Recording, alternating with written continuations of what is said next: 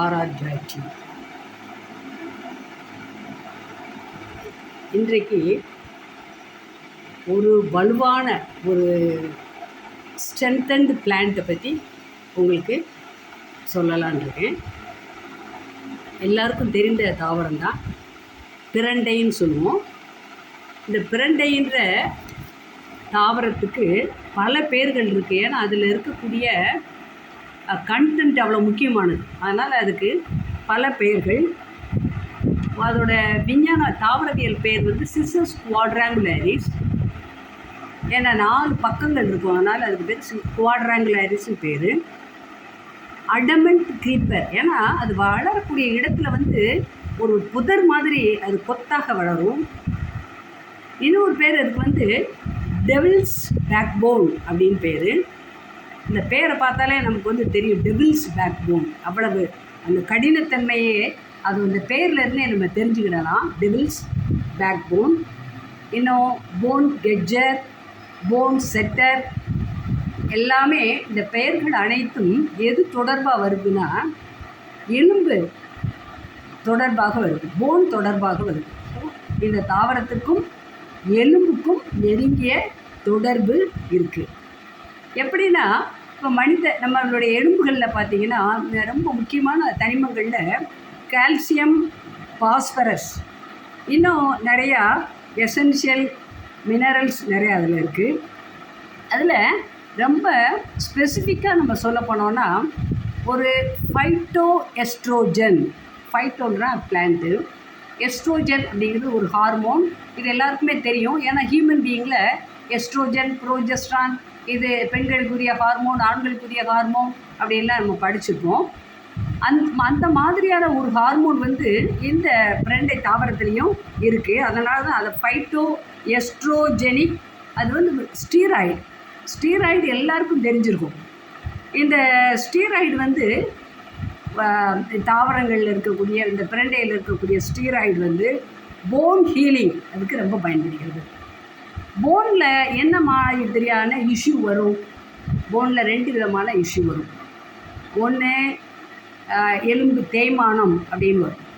இன்னொன்று வந்து எலும்பு முறிதல், ஃப்ராக்சர் அப்படின்னு வரும். அடுத்து வேறு என்ன வரலாம்? எலும்பு ரொம்ப சாஃப்டாகி அதில் ஆஸ்டியோபோராசிஸ் அப்படின்ற ஒரு இஷ்யூ வந்து வரலாம். ஆஸ்டியோபோராசிஸ், ஆஸ்டியோன்னா எலும்பு, போர்னா துளை, உங்களுக்கு தெரியும். இப்போ ஆஸ்டியோபோராசிஸ்னால் எலும்பில் துளை. அது எப்படி எலும்பில் துளை வர முடியும் அப்படின்னா அந்த எலும்பில் இருக்கக்கூடிய மினரல்ஸ் அதை டீமினரலைசேஷன் அப்படின்னு சொல்லுவோம். எலும்பில் மினரல்ஸ் சேர்ந்தால் அது நல்ல ஸ்ட்ரென்த்தாக இருக்கும். எலும்பில் இருக்கக்கூடிய மினரல்ஸ் வந்து அது வெளியே போயிடுச்சு அப்படின்னா அதை வந்து டீமினரலைசேஷன் அப்படின்னு சொல்லுவோம். ஏன்னா போன்லேருந்து அந்த மினரல்ஸ், தாது உப்புக்கள் நீக்கப்படுகிறது.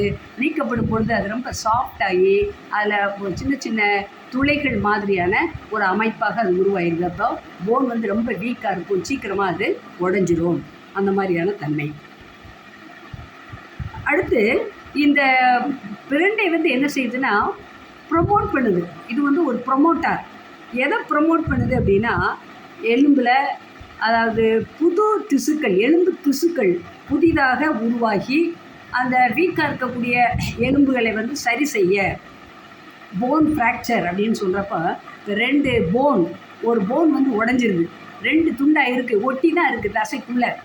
அந்த மாதிரி இதில் அந்த ஃப்ராக்சர் வந்து 2 எலும்பு ஒன்றா சேரணும் அப்படின்னா 2க்கு நடுவில் ஒரு திசு வந்து ஃபார்ம் ஆகணும். அதை சாதாரணமாக என்ன சொல்லுவோம்னா கேலஸ் அப்படின்னு சொல்லுவோம். அந்த மாதிரியான கேலஸ் திசு ஃபார்ம் ஆகி அந்த 2 எலும்புகளையும் இணைப்பதற்கு, அந்த கேலஸ் திசு ஃபார்ம் ஆகிறதுக்கு இந்த பிரண்டை வந்து பயன்படுகிறது. அடுத்து போன் ரீஜெனரேஷன் அப்படின்னு சொல்லுவோம். திரும்ப உற்பத்தி ஆகிறது, எலும்பு திரும்ப சரியாகிறது, புதுசாக உருவாகிற மாதிரி ரீஜெனரேட் ஆகுது, திரும்பவும் அது ஜெனரேட் ஆவதற்கு பயன்படுகிறது. அப்போ எலும்பு தொடர்பான மூட்டு வலி, அதே மாதிரி கழுத்து வலி, அந்த ஜாயிண்டில் இருக்கக்கூடிய பெயின், இது எல்லாத்துக்குமே இது வந்து பயன்படுகிறது. அதனால் இந்த பிரண்டை வந்து இந்த ரீஜெனரேஷனுக்கு, திரும்ப உற்பத்தி ஆதலுக்கு, கேலஸ் ஃபார்ம் ஆகிறதுக்கு, ஃப்ராக்சர் அது சரியாவதற்கு தேவையான திசுவை உருவாக்குவதற்கு அந்த பிரண்டை வந்து ஒரு ப்ரொமோட்டராக இருக்குது. அது மாத்திரம் இல்லை, ஒரு ஸ்டிமுலண்ட்னா தூண்டுறது, புது திசுக்கள் உருவாகிறத தூண்டுவிக்கிறது. அப்போ இவ்வளவு சக்தியும் அந்த பிரண்டையில் இருப்பதனால தான் அதை போன் செட்டர் அப்படின்னு சொல்லும், அல்லது போன் கெட்ஜர் அப்படின்னு சொல்லும். அடுத்து வந்து என்னென்னா, முக்கியமானது வந்து கொலாஜன்ஸ் அப்படிங்கிறத பற்றி கேள்விப்பட்டிருக்கீங்க. இந்த கொலாஜன் ப்ரொடக்ஷன், இதை இயற்கையிலேயே இந்த கொலாஜன் நம்ம தான் பாடியில் இருக்குது, நேச்சுரலாக ப்ரொடியூஸ் ஆகுது. அது ஆனால் வயதாக அது என்ன செய்யுது, கொஞ்சம் கொஞ்சமாக குறையுது. அப்படி குறையும் பொழுது, இந்த கொலாஜன் குறையும் பொழுது தான் நமக்கு தோலில் சுருக்கங்கள் உருவாகுது. இப்போ எல்லாருக்குமே நமக்கு என்ன ஆசை இருக்கும், வயசாக தோலில் நமக்கு சுருக்கம் வரக்கூடாது, இளமையாக நம்ம தோன்றணும், நம்ம தோல் சுருக்கமே நமக்கு வரக்கூடாதுன்னு நிறைய நம்ம க்ரீம்ஸ் அது இதெல்லாம் யூஸ் பண்ணுறோம். ஆனால் இந்த பிரண்டையில் அந்த சுருக்கங்களை, வயதான தோற்றத்தை கொடுக்கக்கூடிய சுருக்கங்களை தடுக்குது. இது கண்ணுக்கு முன்னாடி இருக்கக்கூடிய இந்த பிரண்டையை ஆனால் நம்ம என்ன செய்ய மாட்டோம்னா பயன்படுத்த மாட்டோம்.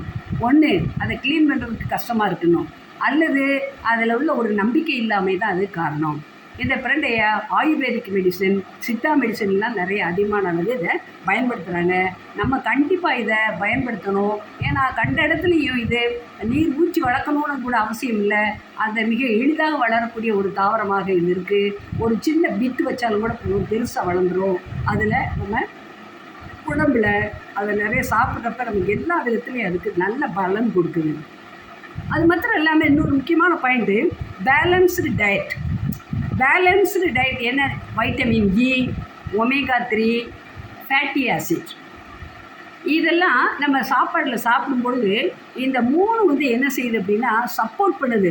அந்த கொலாஜன் ப்ரொடியூஸ் ஆகிறதுக்கு இது சப்போர்ட் பண்ணுது.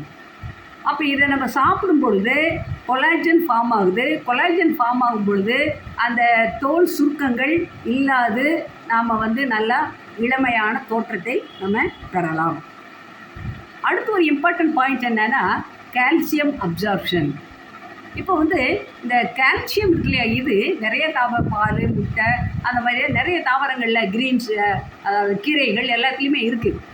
அது எல்லாமே நமக்கு ரத்தத்தோடு கலக்க முடியுதா இது அப்படின்னா இல்லை. நிறைய பேர் சொல்லியிருப்பேன், விட்டமின் டி அது இருந்தால் தான், அதை அசிஸ்ட் பண்ணால் தான் கால்சியம் அப்சார்ப்ஷன் நடக்கும் அப்படின்னு நீங்கள் தெரிஞ்சிருப்பீங்க. இப்போ அதுக்கு இது வந்து இந்த ஹெல்ப் பண்ணுது இந்த பிரண்டை.